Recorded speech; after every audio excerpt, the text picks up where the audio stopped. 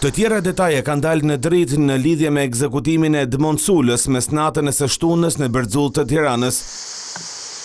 Autori ka qenë një person i vetëm, i cili e ka pritur shënjestrin deri kur ky i fundit ka zbritur nga makina dhe ka dashur të futet në banesë.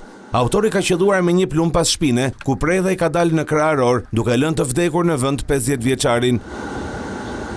Ekzekutori është filmuar nga kamerat e sigurisë duke u larguar me këmbë, me pas dyshohet të jetë larguar me automjet, i ndihmuar nga disa persona të tjerë. Autori mund të jetë vrasës me pagesë, por kjo ende pa konfirmuar nga hetuesit. Viktima është një emër i njohur për policinë, i proceduar më përpara për krime të ndryshme, rrahje, grabitje e të tjerë. Pista kryesore e hetimit mbetet ajo e pronave. Burime bëjnë me dije se Sula ishte si ndërmjetës për shitjen e pronave. Familjarët e tij kanë deklaruar se nuk kanë asnjë informacion për përplasjet që viktima mund të ketë patur me persona të tjerë gjatë kohëve të fundit.